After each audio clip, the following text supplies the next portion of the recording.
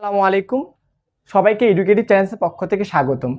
আমি মোহাম্মদ সেজান ইসলাম, Rangpur polytechnic institute. তো আজকের এই ভিডিওতে যে বিষয়টি নিয়ে আলোচনা করব সেটা হচ্ছে পুরো 2024 সালে এসে আপনারা যারা পলিটেকনিকে ভর্তি হয়েছেন, এখানে যে একটা পলিটেকনিকের যে সিস্টেম, আপনাদের পরীক্ষার রেজাল্ট যে হয় সেটা কিভাবে তৈরি হয়, আপনাদের যে মেন আপনাদের ডিপ্লোমার রেজাল্ট সেটা কিভাবে তৈরি হয়, এরপর হচ্ছে আপনার পরীক্ষার পদ্ধতি, আপনার যে প্রবিধান, এসব নিয়ে আলোচনা করব। তো সেটার জন্য আপনারা পুরো ভিডিওটি দেখুন। তো আপনারা কি করেন, পলিটেকনিক প্রথম সেমিস্টারে আসেন, কোনো কিছু বুঝেন না, ক্লাস শুরু করেন, কোনোভাবে একটা গাইডলাইন ছাড়া আপনারা কিন্তু চলেন। তো এই ভিডিওটাতে যদি আপনি দেখেন, আপনারা যারা 2022 প্রবিধান থেকে শুরু করেছেন, যে প্রথমে 2021-22 সেশনে যারা আছেন, এবং আপনারা যারা বর্তমানে ষষ্ঠ পর্বে আছেন, ষষ্ঠ পর্বে ছাড়াও আপনারা যারা বর্তমানে চতুর্থ পর্বে আছেন, দ্বিতীয় পর্বে আছেন, প্রথম পর্বে আছেন, এবং এরপরেও দুই একটা ব্যাচ আসবে যাদের আপনাদের এই ভিডিওটা অবশ্যই লাগবে, সেক্ষেত্রে আপনারা অবশ্যই ভিডিওটি স্কিপ করবেন না, পুরো ভিডিওটা দেখুন। এখন কথা হচ্ছে যে আপনাদের যে পলিটেকনিকের সিস্টেমটা সেটা কিন্তু 2022 প্রবিধান অনুযায়ী। এখানে 2010 এবং 2016 প্রবিধানে আপনাদের কিছু বিষয় দেখা গেছিলো, সেগুলো হচ্ছে আপনাদের যে পলিটেকনিকের সেমিস্টার সেটা হচ্ছে 8টা সেমিস্টার। এর মধ্যে আপনাকে 7টা সেমিস্টার আপনার যে প্রতিষ্ঠান, সেই প্রতিষ্ঠানে ক্লাস করতে হয়, এবং সর্বশেষ যে অষ্টম সেমিস্টারে হচ্ছে সেটা একটা যে কোনো প্রতিষ্ঠানে গিয়ে বাস্তব প্রশিক্ষণ নিতে হয়। তো এখানে কিছু সিস্টেম ছিল আগে, যে আপনার প্রথম থেকে শুরু করে তৃতীয় পর্যন্ত আপনাদের যে ইনস্টিটিউট রয়েছে, পলিটেকনিক ইনস্টিটিউটগুলো, সেগুলোতে আপনার পরীক্ষা হতো প্রথম থেকে তৃতীয় পর্যন্ত।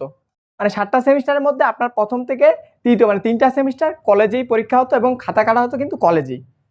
এখন যে বিষয়টা দেখা যায় সেটা হচ্ছে আপনার যে এই ইনস্টিটিউটগুলো রয়েছে, ডিপ্লোমা ইন এগ্রিকালচার, টেক্সটাইল, আপনার সাধারণ ডিপ্লোমা যে সাবজেক্টগুলো রয়েছে, এরকম যে 35 সাবজেক্ট রয়েছে, আপনার এই সাবজেক্টগুলোর ক্ষেত্রে কিন্তু এরকম পুরো সিস্টেম বা 2022-এর যে সিলেবাস রয়েছে বা প্রবিধান রয়েছে সেটা কিন্তু এমন যে আপনাদের প্রথম থেকে সপ্তম পর্যন্ত এই 7টা সেমিস্টার কিন্তু আপনাদের বোর্ডে পরীক্ষা হবে, এবং খাতাগুলো বোর্ডে যায়, এবং সেখান থেকে আপনাদের মার্কিং করা হয়।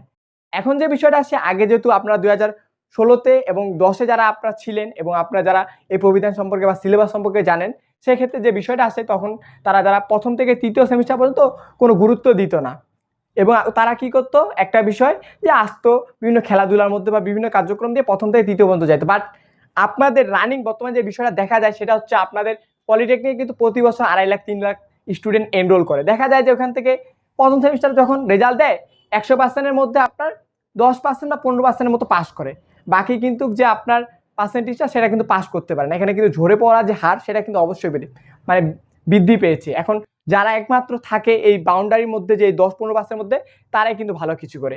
এখন আপনাদের যে বিষয়গুলো করতে হবে, তো আপনারা যারা পলিটেকনিক প্রথমে আসবেন, কোনো কিছু বুঝবেন না, আন্দাজি কাজ করবেন, এবং পরবর্তীতে কিন্তু একটা ইচ্ছে মতো মারা খাবেন। তো আমরা চাই তোমরা যারা পরবর্তীতে আসবা, সেক্ষেত্রে যেন তোমরা কোনো রকম মারা না খাও, এটার জন্য আমাদের ব্যবস্থা রয়েছে। তোমরা যদি আমাদের অফলাইনে কোর্স করতে চাও, সেক্ষেত্রে তোমাদের জন্য অফলাইনে আমাদের কোর্সের ব্যবস্থা আছে রংপুরে, তোমরা যারা আসো, এবং তোমরা যারা বাইরে থাকো, বাইরে পলিটেকনিকগুলোতে, সেক্ষেত্রে তোমাদেরও আমাদের অনলাইন যে প্ল্যাটফর্ম রয়েছে এডুকেটিভ চ্যানেল, সেখানে কিন্তু ফ্রি এবং পেড ক্লাস রয়েছে। তো তোমরা যারা চাও যে আমাদের সাথে সংযুক্ত থাকবা, যে আমরা যে রংপুর পলিটেকনিক আছে, এই রংপুর পলিটেকনিক কিন্তু বর্তমানে দেশ সেরা পলিটেকনিক হিসেবে বিবেচিত হচ্ছে, এবং এইখানে যারা ভালো রেজাল্ট করে প্রত্যেকটা ডিপার্টমেন্টে, তাই আমাদের এই প্ল্যাটফর্মে ক্লাস নিয়ে থাকে। সেক্ষেত্রে তোমরা আমরা যেহেতু মোটামুটি সামনের দিকে এগিয়ে, তো আমাদের যে গাইডলাইন রয়েছে এই অনুযায়ী যদি তোমরা চলো, আশা করি তোমাদের পরবর্তীতে কোনো প্রবলেম হবে না।